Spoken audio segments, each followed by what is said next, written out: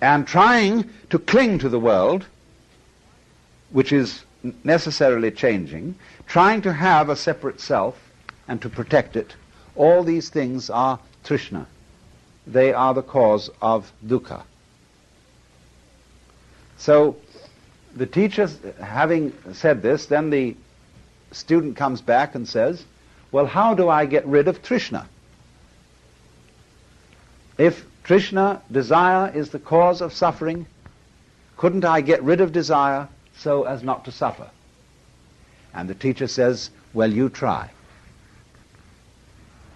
And this then is the first part of the discipline, to try not to desire, to calm your mind, to practice centering, to practice getting rid of all what they call klesha, K-L-E-S-A, disturbing thoughts, distractions, evil passions, immoderate appetites, and come to upeksha, or equanimity of mind. And so the student practices that. And this is a very difficult and arduous discipline. And all the time he sees the teacher watching him with a slightly sour expression on his face. And he knows, of course, or thinks he knows, that the teacher is fully aware of his inmost thoughts. Because, you know, it's the Indian way. They go to meeting with the teacher, and the teacher sits under a tree and smokes a cigarette or a pipe or something, and all the students sit around cross-legged, and they meditate. And sometimes the teacher meditates. And they can see him occasionally looking at them like this, you know. And they think, uh-oh, the teacher knows what I'm thinking, because he has the power of infinite vision, you see, and all-seeingness. And this bugs them completely. Because, you see, you remember how it was in school when you were trying to do something and the teacher walked around and looked over your shoulder? It puts you off completely. And so the Hindu teacher or the Buddhist teacher deliberately puts his students off.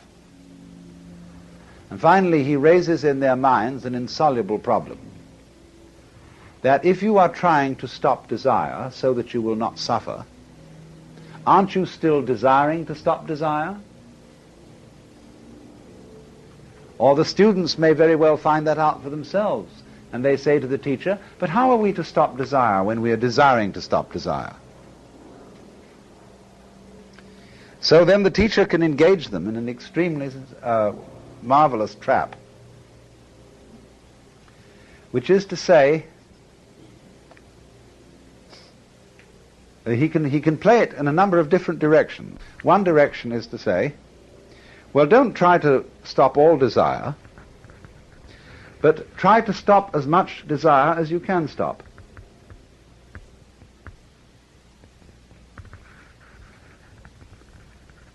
You see where this is going to go. Then they're going to say, well, I'm a little excessive about desiring to stop desire. Well, if you're naturally excessive about it, he says, try to be as slightly excessive as you can. You see? How do you see what's leading here? If you follow that course, you are being brought to center in the same way as I demonstrated before. You're being brought to yourself, to accept yourself as you are here and now, totally.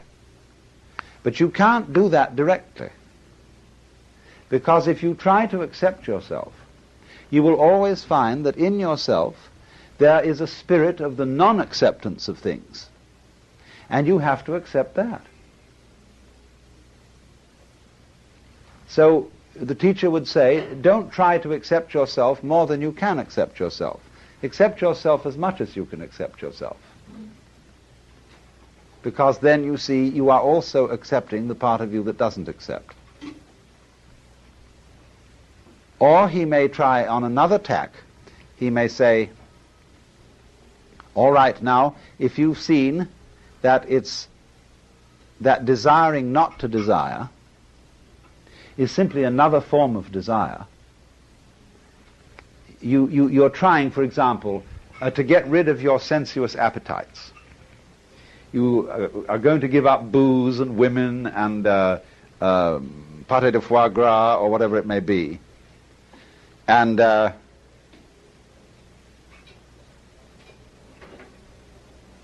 you then think, well, now, yes, this I must do. And eventually you find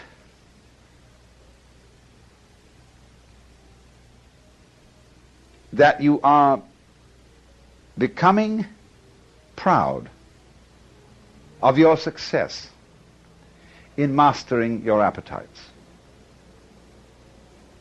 And you're beginning to depend on that. So the teacher says, do you see you're in the same trap as you always were? Formerly you sought spiritual security in booze and women and so on. Now you're seeking it in holiness.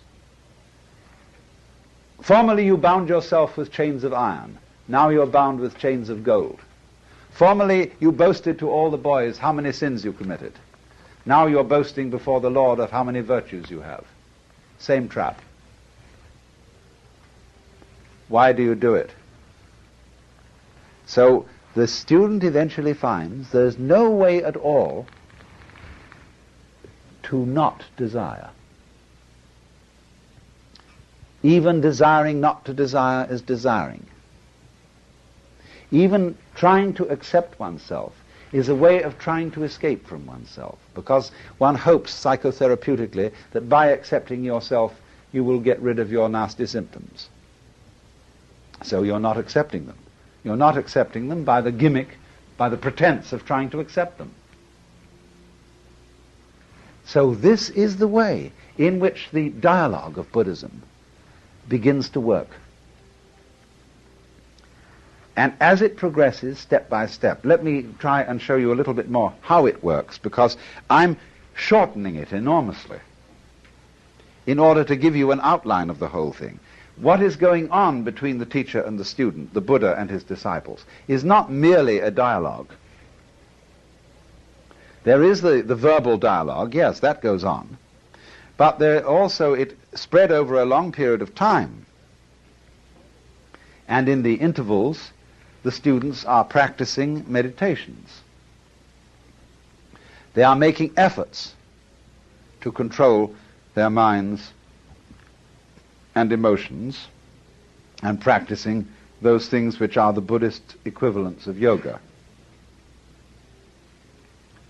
So that in parallel to the intellectual discussion, there is going on a total devotion of one's whole being to a quest, morning, noon, and night. And so you see this works up a very considerable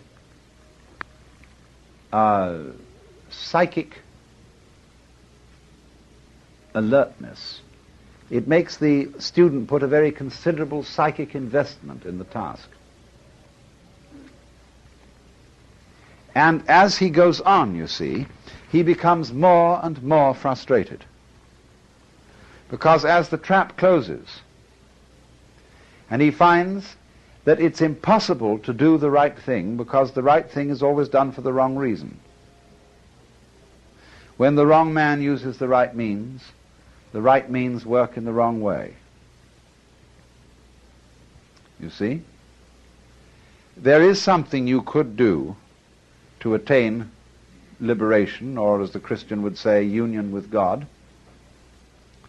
if you could do it. But the Christian would say, by reason of original sin, you can't. Because through original sin, everybody is basically selfish. And you can't be unselfish for a selfish reason. But you have only selfish reasons. So, to him that hath shall be given. But of course he doesn't need it. From him that hath not shall be taken away even that which he hath. Poor fellow. What is he to do? So you see, in this way, the teacher closes a trap on the student. where he finds himself completely impotent. Not only can he not do anything that will bring about his salvation, he is also unable not to do anything. One might say, you must do nothing. You must be completely passive. But you can't do that, because the moment you try to be passive, you're doing something. So you get into the state which they call in Zen Buddhism a mosquito biting an iron bull. Or as we would say in our Western idiom, the state when the irresistible force meets the immovable object. Where something must be done, but simply cannot be done. And in this state of maximum frustration, there is an opportunity to understand the situation. To understand that the meaning of the state, I cannot do, I cannot not do. The meaning of this state is that the separate I which you thought yourself to be is an illusion. That's why it cannot do and why it cannot not do. You see, what is our I, our ego? Sometime in the development of man, maybe 3, 4, 5,000 years ago, we developed self-consciousness in a peculiar way. We began to realize that by directed thought we could control our environment. And then it was, you see, that we had a sense of responsibility. Let's just assume, for the sake of argument, that there was a time when nobody deliberated. They did exactly what they felt like.